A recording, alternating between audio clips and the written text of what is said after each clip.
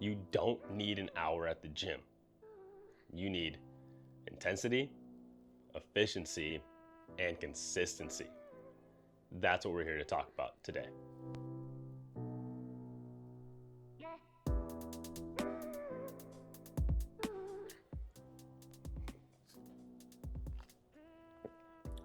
What is up, my fellow Unbreakable parents? Grab your coffee, grab your tea, whatever may fuel you, and let's cut the fluff today. We're getting straight to it, talking about 15-minute workouts that actually work and get you the results you want when it comes to either fat loss or muscle gain. Let's get to it. Now, how is 15 minutes enough, and why is it enough? Well, a couple things that go into this. Now, let's talk about the infamous HIIT training, because I think everybody's mind goes here first, and I think it's just a good thing to talk about really fast. Now, not bad at all. I don't think it's bad. I just think it's done incorrectly, and there's two sides to this story. What's up, bud? I only have a little bit more before I go to fitness. All right, everybody, we are back. I had to jet out there. I don't know where I'm going to cut the podcast off, but we're going to jump back in with the 3 AXEARE-Approved 15-minute workouts that you can start getting into. I love these 15-minute training sessions. They're something that I'm doing right now. So something that I'm doing because of my shoulder is I'm doing my PT. So I go in, I do my PT exercises, which takes me about 15 minutes. And then shortly after I do that, then what I'm going to do is I'm going to do an upper body movement and a lower body movement.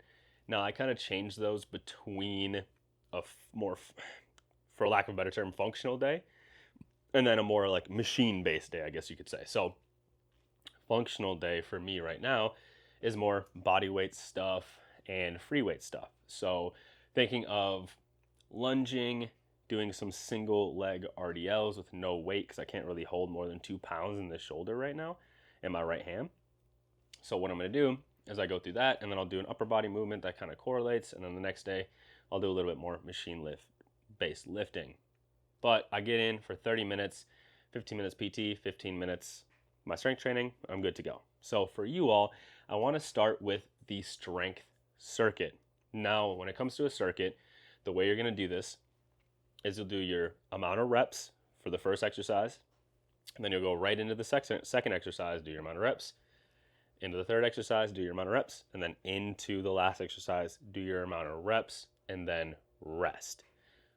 For about 90 seconds, I would say even 2 minutes is pretty ideal. So 120 seconds would be awesome because of the way that we're going to do this. Now, you could set this up where it could be like a squat or a lunge pattern, and then you can do some type of like horizontal pressing.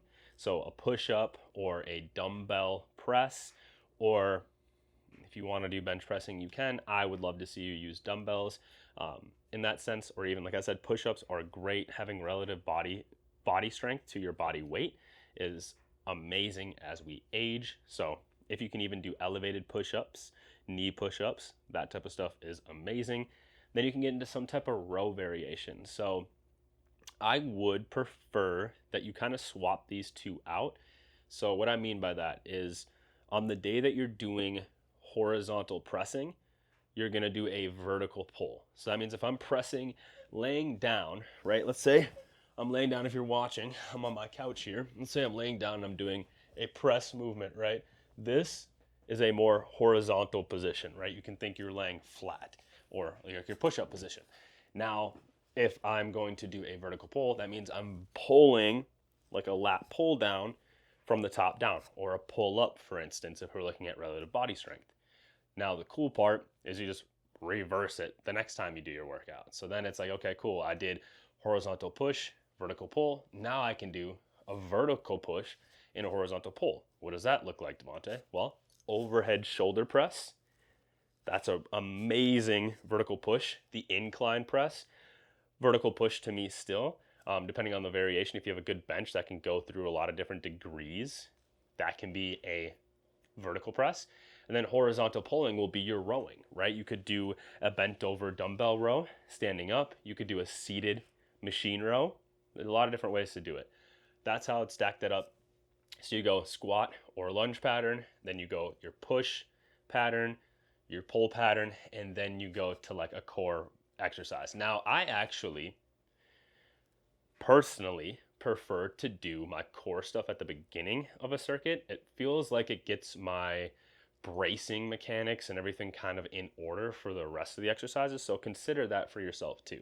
So the first one, the strength circuit, you're going to go through, and the way I would do it is go through a core exercise, go to your lunge or squat pattern, then you're going to go to your push pattern, right? It can be horizontal or vertical, and then you're going to go to your pull pattern, which again can be horizontal or vertical, but flip-flop the two. Don't do two stacked together. So don't do a horizontal push and a horizontal pull. Do a vertical push and a horizontal pull, or a horizontal push and a vertical pull. Now, the second exercise, the second training 15-minute workout would be the energy booster. Now, I like this. I would do this one intermittently. It has more to do with like the stuff you'd kind of see on Instagram, but I like it. It's good conditioning. It's good. It feels good to get in and do stuff like this. But I would do it like maybe once or twice a week and then focus on the strength circuit more. And I'll tell you kind of ideally at the end how I'd stack these all together, right? So then I would go, oh, cool, the energy booster. Now we're looking for more performance-based movements. And there's ways of progressing and like finding options that work for you and also challenges that work for you, I think are great. So the first one, we're going to do jump squats. Now, you can do regular jump squats. You could even do the ones where you have the arms overhead. You sit on your tippy toes and you just throw your arms to the ground and try to learn to absorb impact. There's a lot of different ways, like I said, to pick a way to start, but we're looking for some type of jump variation. I love that. I would, though, if you're going to do this, go for the power aspect. So we're not going for super high reps on this. I would go for 3 reps. That's all we need. 3 solid controlled reps. As high as you can, rest, reset, and go again. 3 reps there. Then I'd go to maybe like a burpee type movement, or you could even go and do like a more full body type of movement. So like I know like yoga push-ups are amazing. I love those. You could do inchworms. I love inchworms. Those are great. Go for like 20 yards. Those are amazing. But something that kind of gets the whole body moving in a sense, I love that. And it keeps the heart rate high because we're constantly having to move and use various different muscle groups. The last thing, I would say sprinting, but not many people can sprint. So we can work up to that by going like mountain climbers, and then we could get even onto a wall and do some type of sprinting mechanic there. Just trying to keep the heart rate high, but also focusing on form. Then we could even go and hop on a bike if that's, you know, an Aerodyne bike, something like that, just to keep the heart rate up and go for, I would say, time here. So 30 seconds to a minute would be pretty good for most people. Now, of course, depending on where you're starting, depends on which movement you decide to do. But that would be like the energy booster. If I really wanted to get in the gym and I was feeling a little bit low for the day and I wanted to like just get up there, boost my energy, I would definitely get in and I would train more like an athlete, right? I would get in there, I would jump around, I would move my whole body, I would just feel and connect to those movements and also feel strong by doing that and also in control, which in terms helps me have better energy. 1 second, my kid's calling me. I'll be right back. All right, we are back. If you've ever played those Lego games, sometimes those things can be a little tricky, so I had to go help them out, figure some out. So the energy booster, right? Get in there, we're gonna move our bodies, we're gonna feel good, we're gonna jump around, skip around if that's where we need to start. We're gonna do some kind of full body type of movement where it integrates a lot of different muscles at once. And then we're gonna get some like endurance kind of training there at the end, some conditioning. I would say start with like mountain climbers if you're very new to this, and then you could work your way up to air assault bike, maybe doing some type of shuttle sprints, whatever it might be. But just get moving, get the heart rate up, in and out real quick. The final one is my favorite one. The family workout. Now, this doesn't mean the whole family's in the gym doing the workout together, grabbing the weights, going through the movements. No, like we're going to have some movement based on play, right? Like play-based movement with the kids is huge.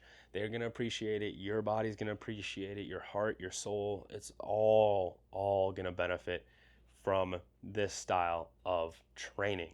Yeah, it sounds unconventional, and it is, but life is unconventional. And I think this is one of the ways for us to stay consistent with it on a regular basis. So I love this. You can fit it in every single day. You might already do your 15-minute strength workout in the day, and then end of the night be like, oh, playing with the kids, cool, I got another 15 minutes in. Now you got 30 minutes in without even really trying to do so. And that right there, my friends, that's power. So the family workout to me is a 1. Now, how do we fit this into your routine? Do we do the morning quick session versus the lunch break versus the evening kind of cool down type of situation?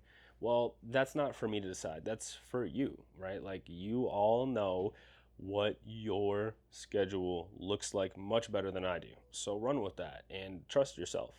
What does that look like? When does it make sense for you to fit the 15 minutes in, and which of these workouts feels like it might be best for you with where you're at in life? Do you feel like you need a little bit more of an energy booster? Do you feel like you need just more family time, or do you feel like you really want to focus on strength? Right now, I'll tell you how I would structure this if you wanted to do this on like a daily basis, because I have full faith in every single one of you that you can do this. And even if you don't want to do every single day, like here's the structure I would start with. I would focus on the strength circuits first. Go there first because of the effects of muscle on the metabolism. And then if we have a metabolism that is working faster, that just means we pretty much can eat more food without gaining weight because we have more muscle. That muscle needs more energy throughout the day, which is brought on by calories. Calories we get through our food, we get to eat more food, right? So if we have more muscle, we technically get to eat more food and also stay more lean, which is awesome. So I would focus on the strength circuit first. However many days a week that is starting for you. Like I said, ideally, here's how I would do it. I would go strength circuit on Mondays. I would do family focused stuff on Tuesdays. Ideally, I would go strength circuit Mondays and Tuesdays, and then I would have the backup plan for Tuesdays to be like, hey, family workout, like we're gonna have some really fun play-based movement, really hard play-based movement for a little bit. And then I would go into Wednesday being the more like energy booster, like hump day kind of like, let's get some energy boosted for the rest of the week. Then I would go on the back end, Thursday and Friday, both those strength circuits. And then, of course, like I said, sprinkling in the family workouts, that's always on my weekends, right? So then Saturdays and Sundays, like that's where I know my movement's coming in because I'm going to have some play-based movement with the family, having some fun playing hide and seek, tag, cops and robbers, whatever it might be. We out there getting it. And as I get older, you already know we're about to be having airsoft wars and all that fun stuff. So, yeah, that's kind of my tidbit on how we can make 15 minutes work, and really the best 15-minute training sessions for us unbreakable parents out there. Now, call to action for you all. I want you all to pick one of these 3. Either the family workout, the strength circuit, or the energy booster circuit. I want you to pick one of those 3 and commit to it for this week. Let me know in the comments or shoot me a DM if you want to be more personal about it of which one you're choosing and how many days a week you're going to do it, because I want to be able to hold you accountable to that, and I will make sure you're following through. And if you need any help, of course, feel free to ask me. Like I said, down in the description is all the booking information, free coaching calls, no sale incentive. Hop on, whatever questions you got, I'm there to answer for you and to help you get pointed in the right direction. Now remember this. The foundations that we lay now are what's going to stand in the future. Let's make those unbreakables. I messed it up, guys.